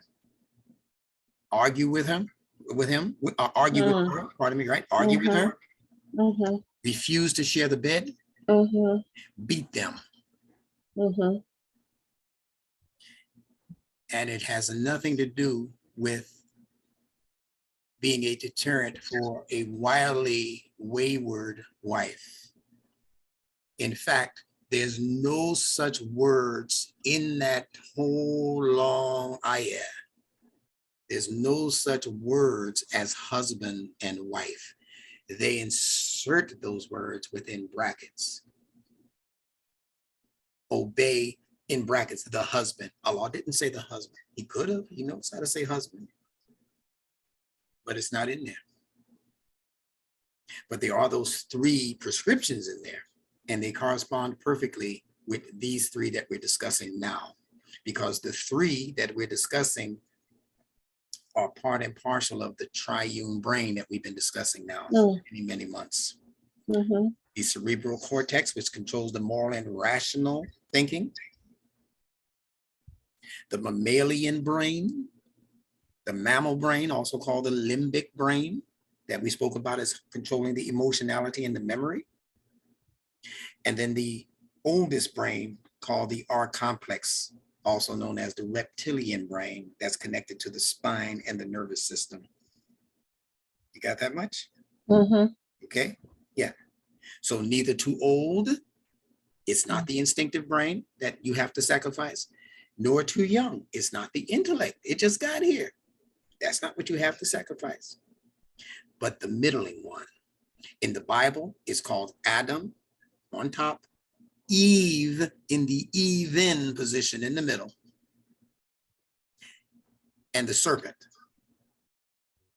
You catching this? Yeah. Adam is the thinking mind, the cerebral cortex, the moral and rational judgment guy. Well, there's a scholar who wrote, there was a book called Adam, Eve, and the Serpent. It doesn't have anything to do with any of this. It's gender based. Yeah. What she's talking about. Yeah. Because these so-called scholars have fooled themselves into oblivion when it comes to what these scriptural symbols mean. They have nothing to do, or very little to do, with gender per se. They have to do with internal qualities that are operating within each and every human being, male, female, old, young, in between, it doesn't matter. It's a human quality. Adam, Eve, and the serpent is in every human individual, not just in women or men. No, Adam being put into a deep sleep in the Bible is saying that the intellect has been taken out of the picture. And if the intellect goes to sleep, if the stimuli is not kept in society that regulates and activates a thinking brain that's always on the move, looking, what is this good for me? Making decisions, is that going to harm my family? If they can kill that in you, which they've done effectively, especially over the last 2 to 3 years of living on this planet, they intentionally went after the atom in you, the thinking brain in you, so that they could take that leadership out of the picture, so that the only other leadership they have to depend on is the one beneath that, called Eve, and she is the even one. She represents the emotional one that we're talking about now in talking about Laam. She's Laam. See, that's the mammalian brain, the mammal brain. You get it? The bull brain, the heifer brain. It's the mammal. That's Eve. And Eve, as evening, is the midpoint between light and darkness, correct? Okay. Yeah, there's light, and then when the eve comes, the sky gets bluer and bluer and bluer until it gets black, and you can't see anything if you're in the wrong part of the world, right? All right, so I'm saying that to say that Adam in this depiction, this is Bible, not Quran, Adam in this depiction represents what Aries represents as the leader. The leader, the one who's supposed to be on the lookout for his sheep, making sure the sheep are never in danger. Then that's connected to the next leader in charge, which is the emotionality. That's Laam. Now you might say, well, Laam is also the shepherd that's looking out for the interests of his sheep. That's right. Because those two brains, those two thinking capacities are linked, they're related. The intellect is not operating independently. It's operating as the final say, but it is always conferring with the emotions. Whenever you make a decision, especially a major decision, you have to decide how you feel about it, or how, you got to talk to people. Well, wife, we have an opportunity I have an opportunity to work this other job, money, but we're going to have to move to another city to do it. So it's an intellectual decision, but it involves emotional, churning over. Well, how do we do if this is good and we made that decision that it is good for us? Now, how do we do it so that the family doesn't become too upset about it, or they have to change schools for the children, all of that. So Adam and Eve are supposed to always be conferring with each other.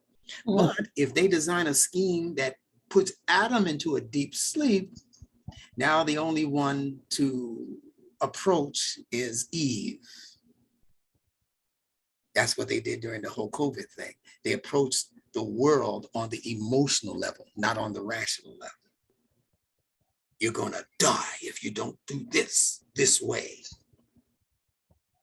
You're going to be if you don't, wipe everything down, everything, all of the time, 5 times, 10 times, 50 times a day. See, they had us going into the extremes of emotionalism, and it wasn't necessary. They came back later to tell you, well, that really didn't make any real difference.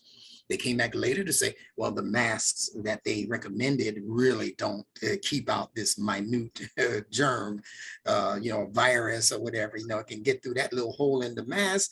They say 10,000 times through each hole. It doesn't stop the virus, so why are people still wearing them? Because they have been fed an emotional extreme called fear of loss, of wealth, of death, of life, loss of life. So I had to stick that in there because it's apropos what we're discussing right now. All right. So take Adam off the scene. Now the serpent, meaning the instincts in you that are designed to stay alive, as Malcolm would say, by any means necessary. That's what the instincts do. Keep this person alive by any means necessary. That's your instinctive drive. That's the serpent that came and spoke to Eve. Say, hey, I see your man ain't on the set. He over there snoozing up under the tree over there, but you need to make a decision. You need to bite into this fruit. She said, well, I don't know what you mean. Nobody told me. I just got here. No, baby, you need to bite into this fruit and all will be well. Your eyes will become open and you shall become like the gods. What's all that about? Another class we'll talk about that.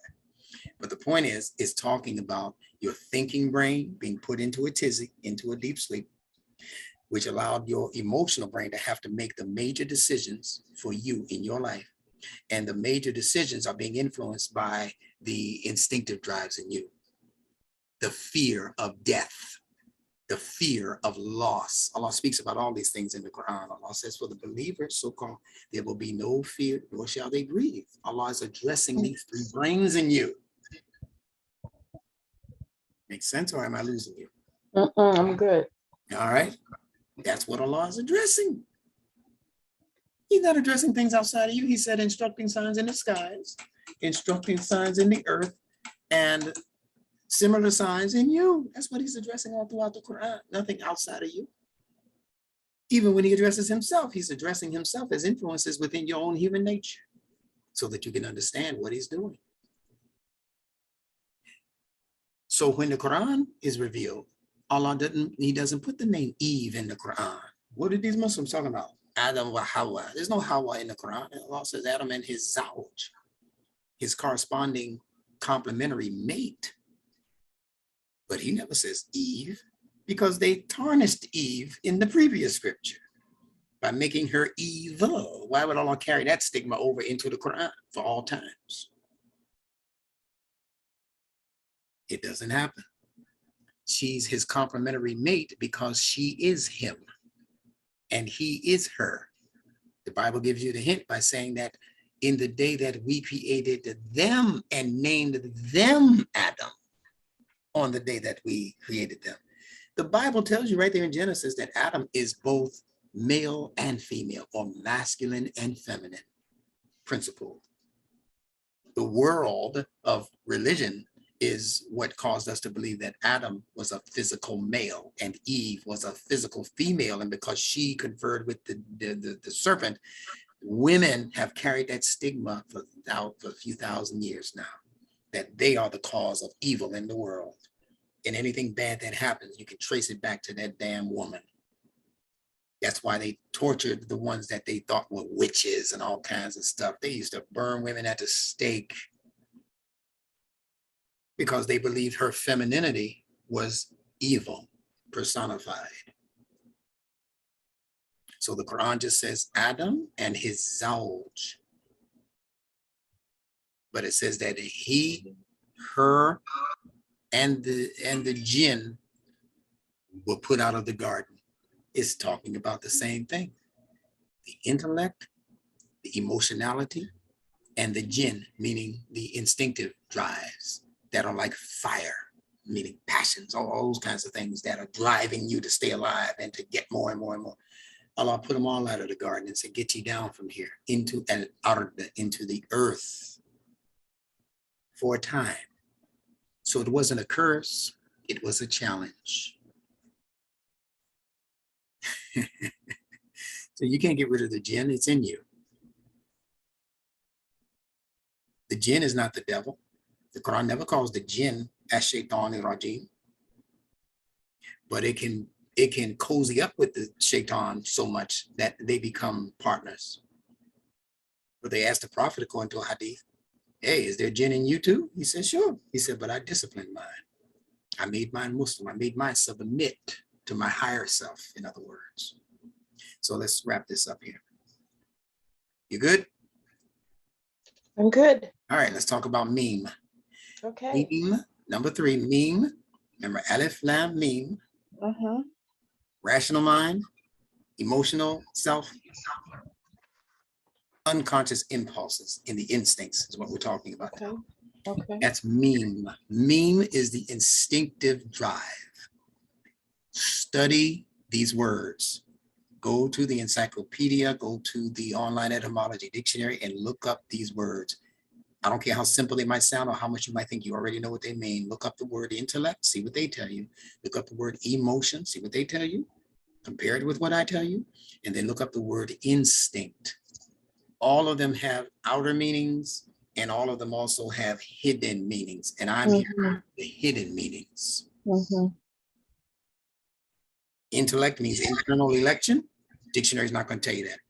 Emotion means go out, motion, that which goes out with motion, or energy in motion. The E also means energy. They're not going to tell you that.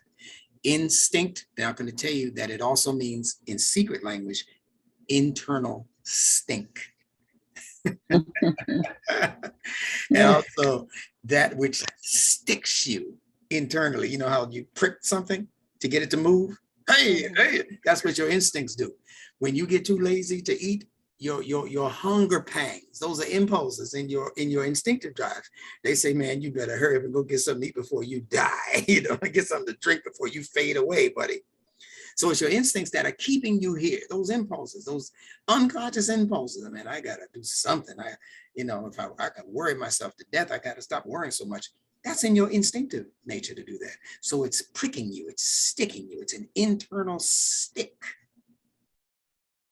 And it's also an internal stink, because if your impulses become too unruly, other people become offended.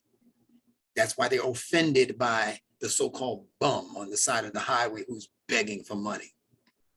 You look at that grown-ass man out here begging. See, he's an internal stink for them, because he is acquiescing to his instinctive nature to live. He wants to live. That's in him. Allah put that in him. He's out here every day on the same corner. Yeah, this day, I ain't never giving him another dime. He should go to the welfare. He should go to this. We started all our thing because he's stinking in our noses, in our nostrils. He's internal stinking. And he's in the Qur'an. Allah says he created the human being, Hama and the Masnoon. And they translated from dark, stinky mud. You ever read that translation? Yes. So all human beings begin as stink, meaning all human beings begin as instinct. And if you don't believe it, if you haven't had one, have a baby, or go follow somebody who's having a baby and watch them as that baby begins to grow as an infant. You're going to know that that baby literally is stinky. All you got to do is let them poo-poo once, twice in the diaper and not change it, and you'll know what I'm talking about. That's a stinky, that's a fetid creature. That little infant, if you don't change him. He pee-peeing in his diaper, you smell the urine a mile away if you don't change that diaper on time. He poop in the diaper, and look at you, like, oh, he's supposed to deal with this. But that's what the so-called bum is doing. Yeah, I know, I got my stuff out here. I'm all, it's not what you want to see in your town, but it's your responsibility now. You're supposed to help me. See, it's all the same thing. It's human nature. Human nature. So Haman means that which becomes so heated that it begins to send off a smell, like biscuits in the oven. You smell them, you go, oh, wow, grandma's making biscuits, because you can smell them. Ham means warm. Doesn't mean black, as they tell you. It means very warm. But if left in the oven too long, that nice smell of baking biscuits becomes a different kind of smell in the nostrils. Say, hey, it's something burning in here, right? We've all gone through this. So you got something in the oven? Oh yeah, I forgot about it. It's, oh man, that's burnt. I don't even have to look at it. I can tell that those biscuits are going to be black. See, that's how ham came to being black. It originally My meant. problem is eggs. Huh? My problem is eggs. I'll I'm turn gonna on say the that again. boiling eggs and then leave the room. Oh Eggs. yeah. Yeah. I do that. That's my personal problem. And listen, We'll have eggs on the ceiling. Oh, you have eggs on the ceiling, and even when you boil them and crack them open, they smell foul. So anything that you overcook or give, don't pay attention to, is going to become something that does not complement your nasal passages, to put it lightly. All right. All right. So look at what's said here for Meem. I'm relating it now to, boy, I'm forgetting where I got this. This may be Surah 3, I believe, where it says, behold, Safa and Marwa are among the symbols of Allah. So if those who visit the house in the season or at other times should come past them round, it is no sin in them. And if anyone obeys his own impulse, because it's talking about the instinctive nature, you got it? If anyone obeys his own impulse to good, be sure that Allah is he who recognizes and knows. So let's talk about Meem. This letter Meem has the M sound built into it at the front of it. And where else? At the end. At the end of it. Now I want you to pronounce it very slow and stretch it out so I can hear you. Meem. That's right. So that first M is open and is followed by vowels that allow you to speak that letter. Me, it's open. Ma, me, mu, me, right? But the last Meem closes. Meem, right? So one M sound, one end of the sound is open, but the other end of this letter is closed. It's not given a vowel. It's not giving expression. And I'm calling this the instinctive drive because your instincts operate on two varying but related levels. There is the instinctive drive in you that represents what you do in the upper conscious world of thinking. And there's also the instinctive drive operating as a default setting in your lower unconscious impulses. So follow this carefully. This is science.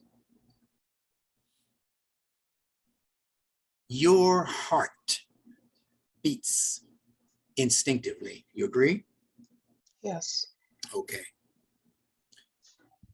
If it gets too hot outside or inside, the sweat glands in your forehead and under your arms and maybe around your lips or whatever, you become too warm, too hot, those things will begin to sweat, correct?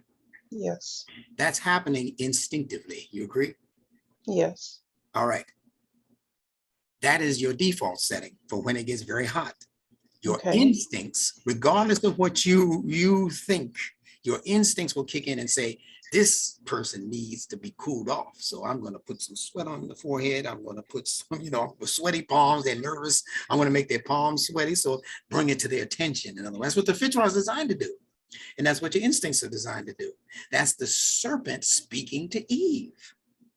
That's your impulsive and your instinctive nature knocking on the door of your emotions. Hey, you need to feel a certain way about this.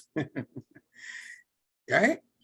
Now, I could be sitting in 65-degree temperature in a room with the AC on, like I'm doing now, and I can start thinking about some troubling situation that I need to face. Had an argument with my wife, whatever, not that that has happened. But you understand, I got to go talk to my boss. If I don't get this raise, I'm going to have to find another job, or he's trying to lay me off, or whatever you're thinking about. You could be sitting there in 50-degree weather. I've had this happen to me in the dead of winter outside with my scarf and hat and all that on.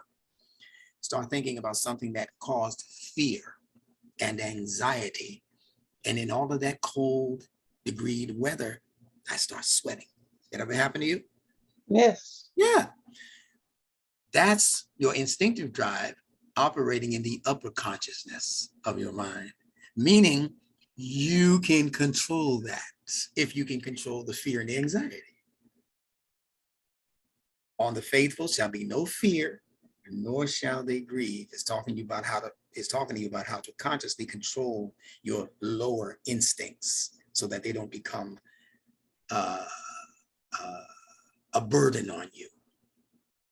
Now, so you can sit here and start thinking about something that you think is going to just rock your world, and your heart will start beating faster. That's happened to you?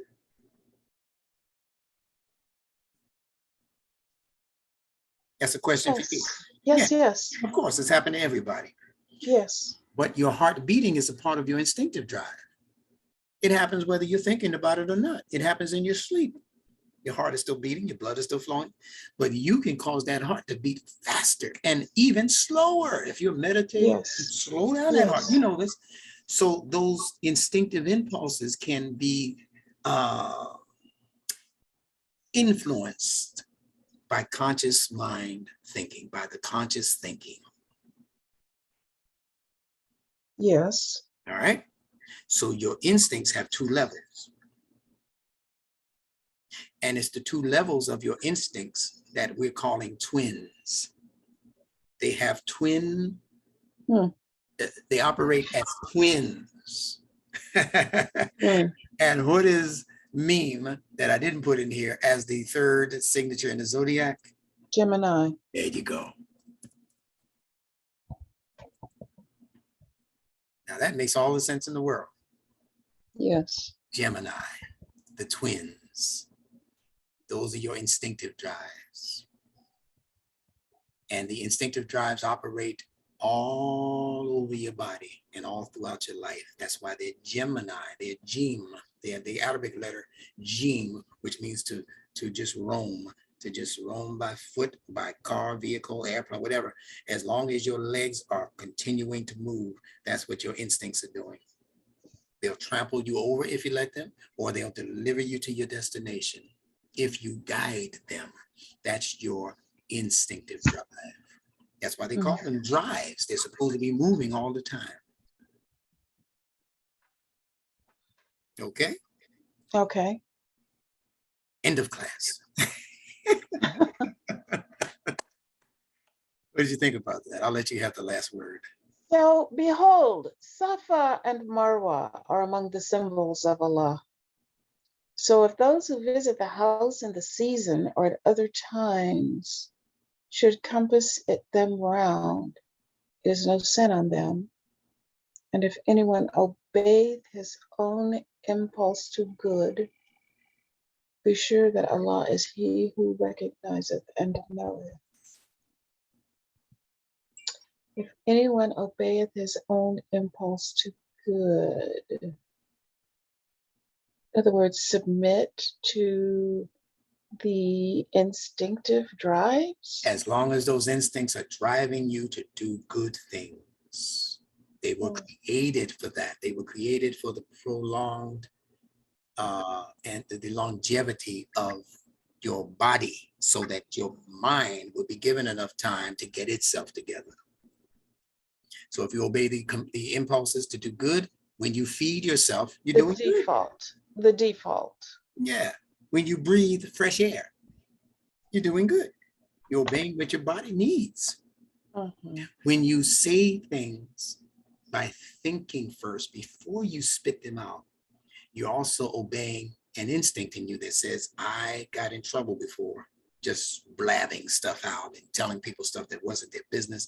So that instinct in you to do that, when you discipline it and say, I'm not gonna do that this time. And the last time I said that to her, it was a whole fight that lasted 2 weeks. So you discipline yourself, you're obeying your own impulse to good, and Allah rewards that in you. He recognizes that that's what you're doing, that you're attempting to discipline your own drives. That's self-preservation. Yeah, that's what they call it. First law of nature, meaning the fitra, is self-preservation. So is there an animal related to this also? Yeah. Well, not an animal, just the twins. Just the twins. Just the twins. Yeah, they're not all animals in the zodiac.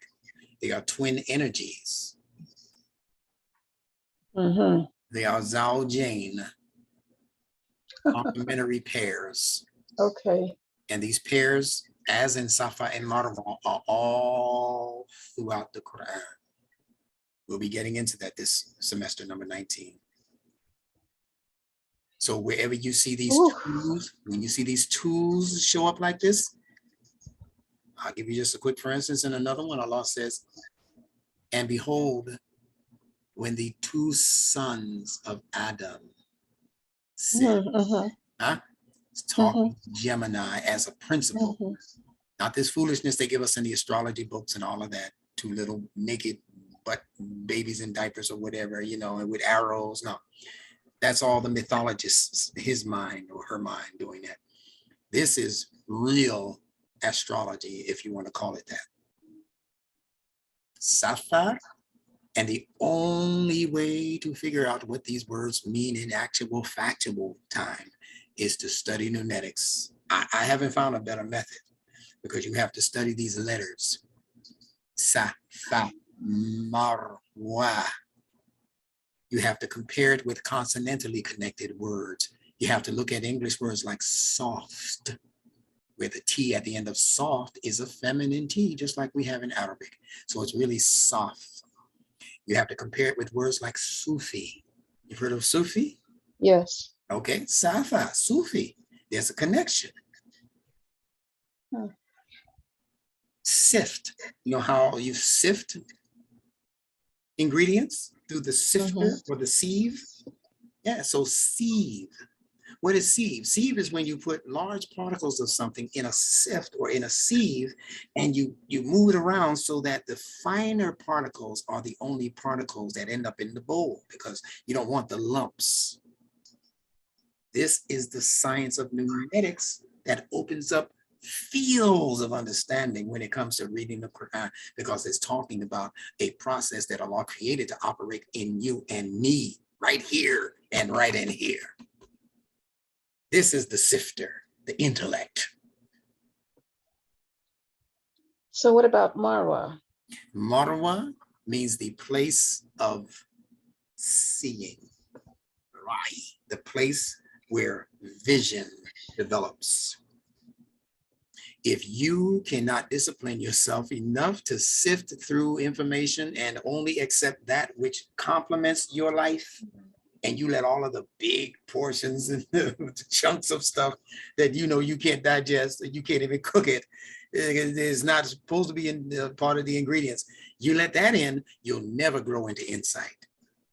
But when you learn to sift through with the intellect, a purified intellect that has pure intentions, and you begin to sift through knowledge, sift through information, sift through concepts and meanings for things, the more you say, I'm only going to allow that which will civilize and further the cause of my civilized life.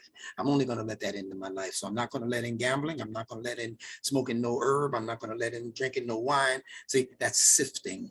When the intellect decides on that level of discipline, then the only thing that will come into your life is that which is going to increase you in vision, as Allah would allow you and want you, desire for you to see.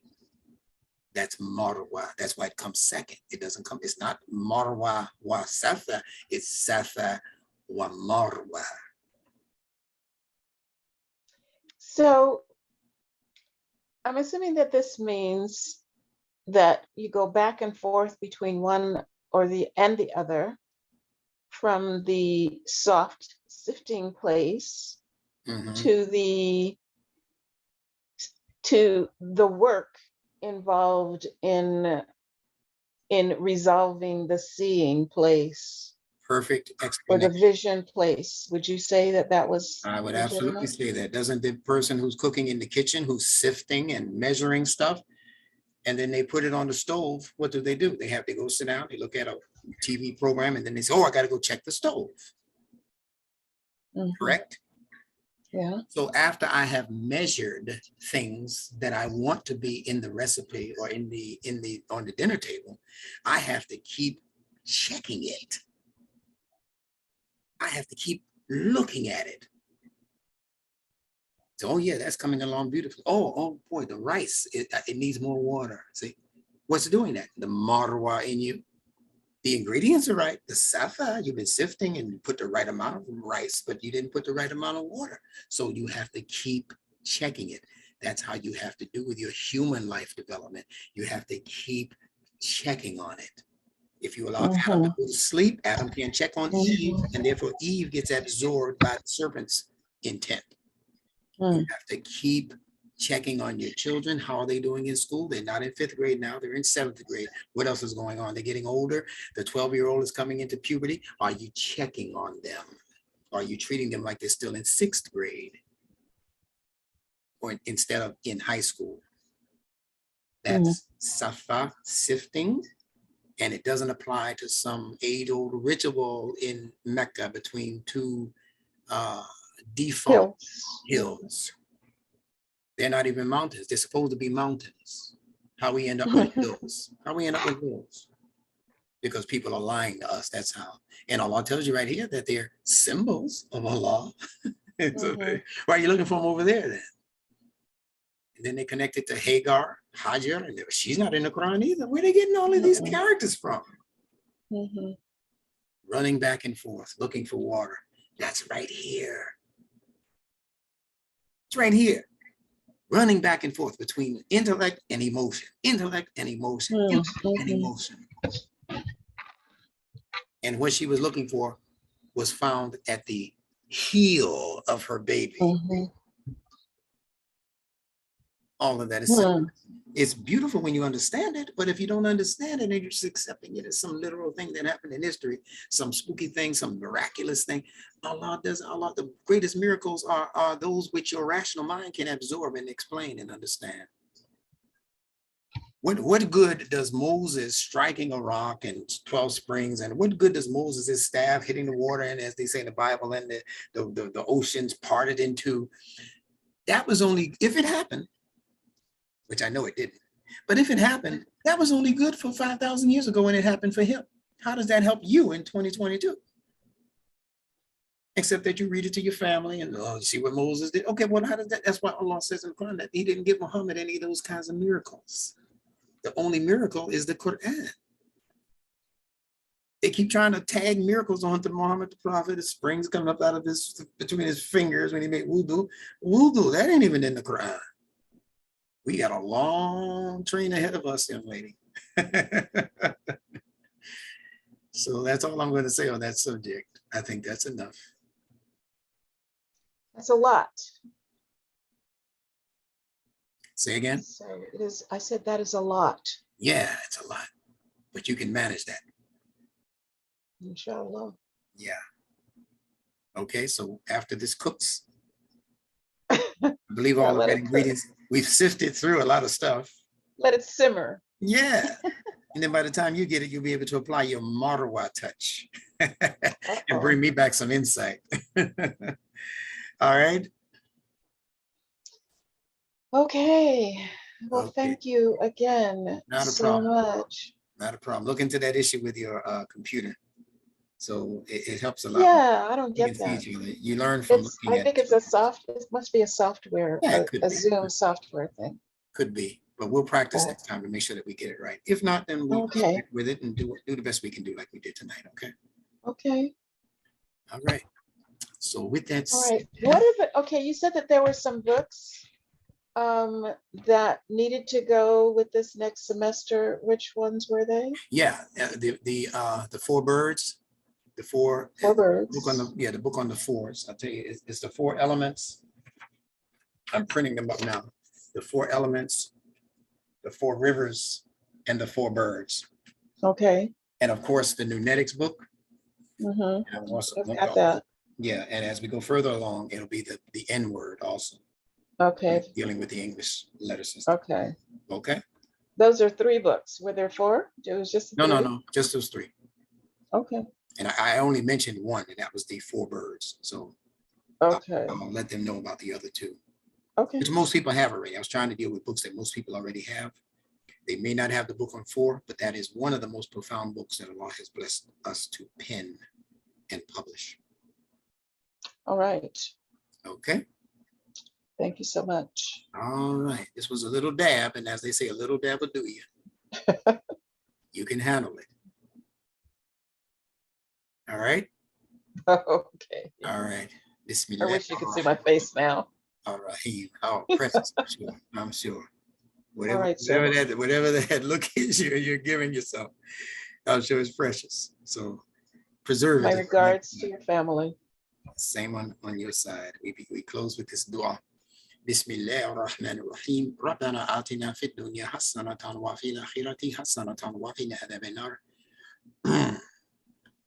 And with Allah's signature, the merciful benefactor, the merciful redeemer, our guardian evolver, give us the excellence of this life and give us the excellence of the afterlife and save us from the extremes.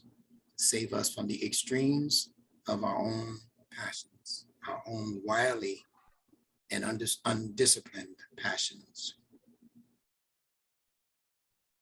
Thank you very much for being with me, and we'll talk again soon, inshallah. Yes, sir. Yes, sir. Salaam Inshallah. Alaykum.